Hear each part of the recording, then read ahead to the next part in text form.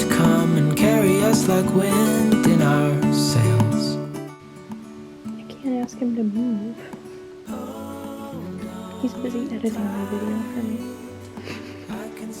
Hi guys, and welcome back to my channel.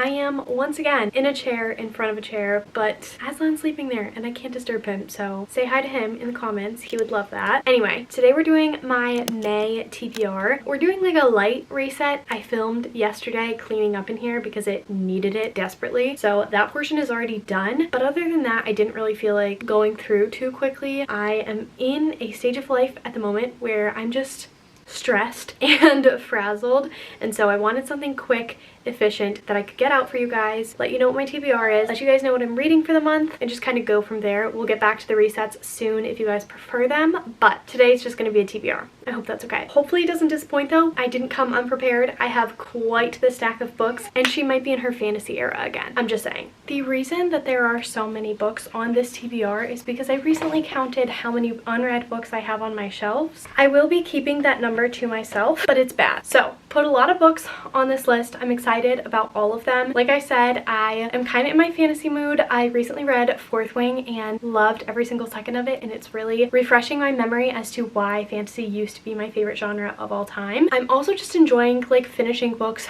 rather quickly, and I'm enjoying romance as a subplot as opposed to like the main focus. I still have romance on here because I am still a lover girly at heart, but not as much as like usual. So we have a solid mix of everything here. We'll just get started with I think the one that is the most obvious being on this TBR. Iron Flame by Rebecca Yarros, of course. This is the sequel to Fourth Wing. I am hoping to finish this in the month of May. I'm just going to like kind of take my time with it, read a few pages out of this a day, like 25 to 50. That's about an hour and a half of reading for me, just because I'm annotating them, so it takes me a little bit longer. I really enjoyed Fourth Wing. It was a 4-star. I'm gonna do like a separate video for that. I'm also going to talk about it in my April wrap-up, but I want to continue on with the series because I don't like leaving things unfinished, and it's fresh in my mind, so I figured why not go ahead and try to finish this in the following month so that like everything can be complete. I'm not confused on anything. All of the details are fresh. Like I may as well. No time like the present. Then I have an audiobook checked out from Libby that will be expiring rather quickly. I mean, not really, but like I just get stressed out and I don't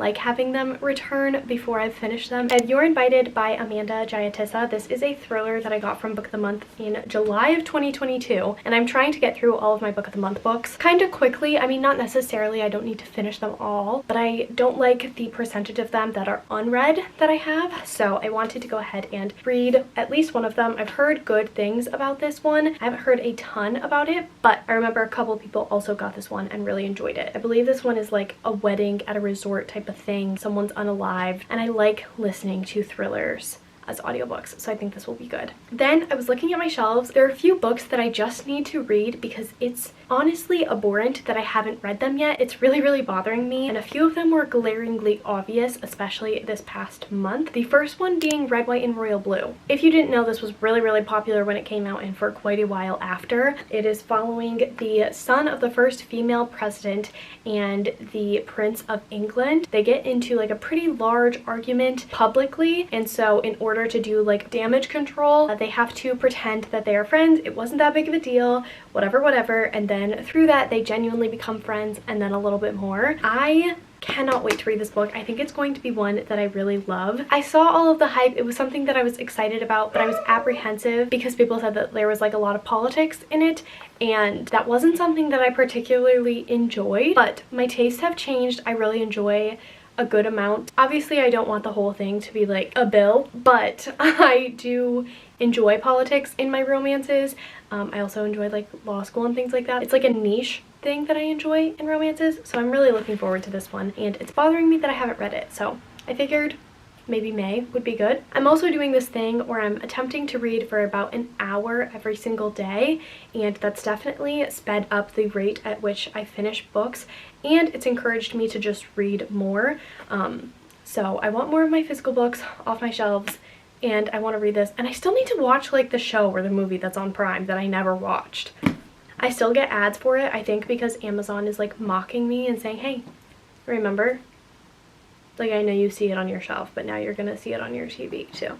One of the other ones that is really glaringly obvious, especially given this past week, today is April 28th when I am filming this, Beach Read by Emily Henry. I own 3 of Emily Henry's books and I have not read literally any of them, and that is a problem. People go absolutely feral for Emily Henry, and seeing all of like the reading vlogs and everything for Funny Story. First of all, Funny Story sounds like it's going to be a book that I really love. A lot of people who have read it said that like there's a lot of like new girl in it and complicated parent relationships and things like that, so I feel like I'm going to end up loving that one. I really hope so. Everyone also says that in order to read Emily Henry, the recommended reading order is publication order. So I want to start with Beach Read.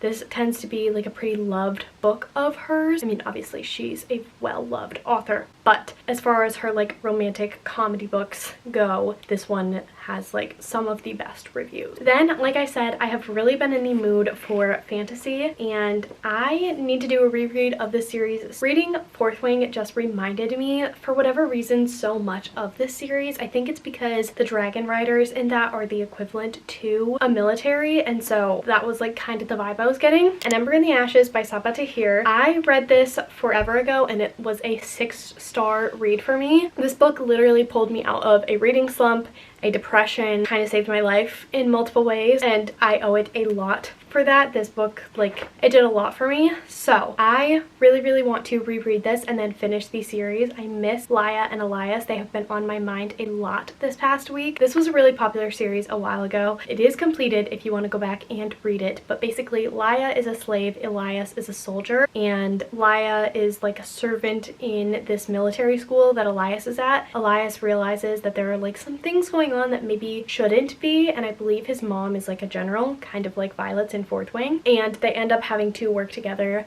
towards something. I loved this book so much, and I miss it a lot. We're going to be rereading her this month because I can't stop thinking about it. Something about this book was just so addicting to me, so I need to go back to my roots. Another one that is definitely me, like, going back to my roots, and Stasia, if you're watching this, you will be so excited. Caraval by Stephanie Garber. I need to reread this one so that I can read Finale and then continue on with the Once Upon a Broken Heart series. This was another one that I absolutely loved and was a solid 5-star, maybe a 6-star, we'll see. But we are following Scarlett, who goes to the land of Caraval to find her sister, because the morning that she's like supposed to go with her sister, she's nowhere to be found. So she enlists the help of a guy there that she finds named Julian. The whole like thing with this is that Caraval, you can't tell quite what is real and what isn't, and the whole time you have to remember it's only a game. So good. Stephanie Garber's writing is literally like enchanting is the perfect word to use to describe it, and I need to be back. Let's take a brief intermission from the fantasy. The other author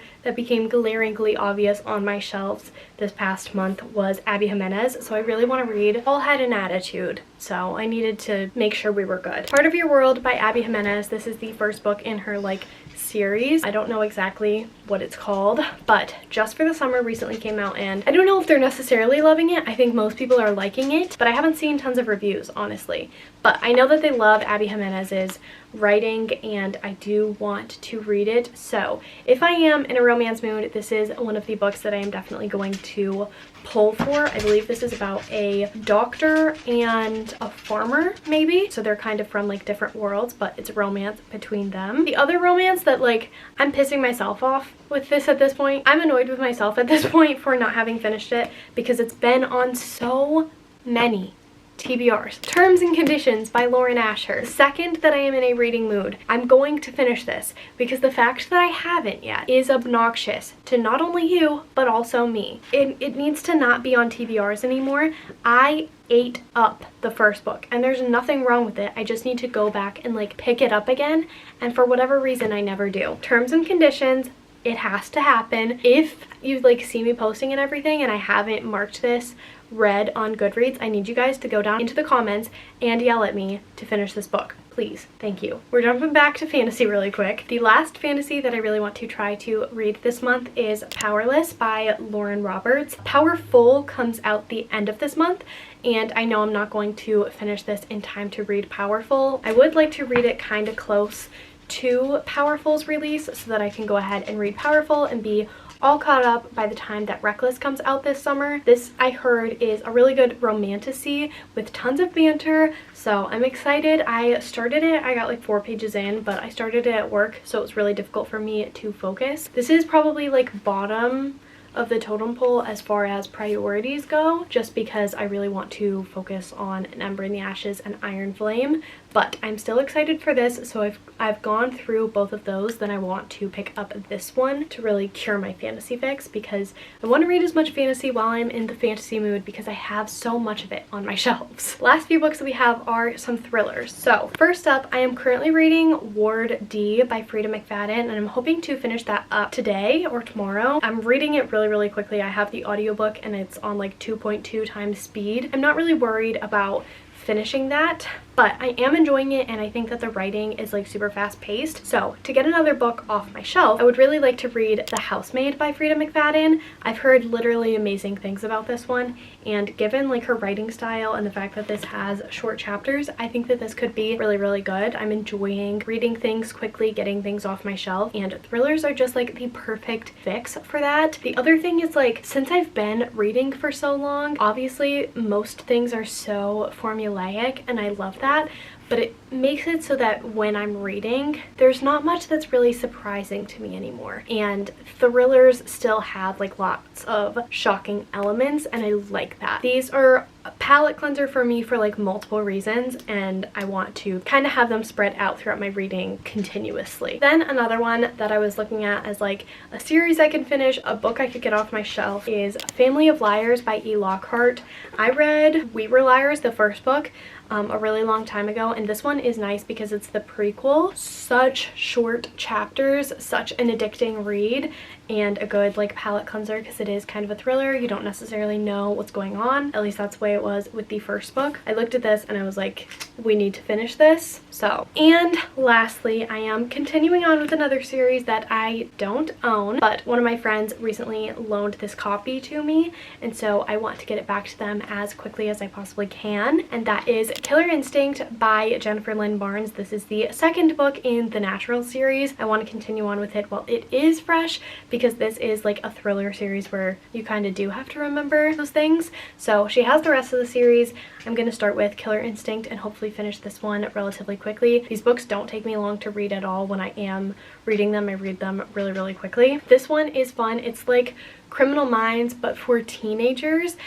These teenagers are in the FBI because they have suffered a traumatic event that gives them this natural ability for something that is useful to the FBI. So they're in this program called The Naturals. So our main character, Cassie, her mom was unalived, and they never found the body, but Cassie did walk in to the crime scene, and that has given her the ability to be a natural profiler. In this program, she meets a bunch of other kids who have very similar abilities along the lines where they're trying to crack cold cases, and then I'm sure the overarching plot is going to lead to mystery surrounding Cassie's mom. The first book definitely picked up, and I've heard that this series just gets better with each book that you read, so I'm really excited. That was a lot, but that is it for my May TBR May reset. Very loose on the reset. I hope that you guys enjoyed this video. I hope you're doing well reading mentally and otherwise. Let me know down in the comments below what you are currently reading, what your reading plans for May are, if you have any, or of course if you've read any of these books and how you enjoyed them. I love talking to you guys, even if all you say is hi. I'm going to go. I hope you guys enjoyed this video, and I really hope to see you all in my next one very soon. Bye guys.